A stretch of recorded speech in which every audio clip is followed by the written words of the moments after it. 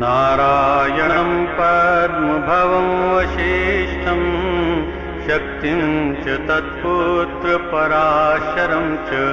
व्यासं शुकं गौडपदं महन्तं गोविन्दयोगीन्द्रमतस्य शिष्यम् श्रीशङ्कराचार्यमतस्य पद्मपादं च हस्तमालकं च शिष्यं तं त्रोटकं वार्तिककारमन्यान् अस्मद्गुरुसन्तत्मान्तोऽस्मि श्रुतिस्मृतिपुराणानामालयं करुणालयं नमामि भगवन्पादं शङ्करं लोकशङ्करं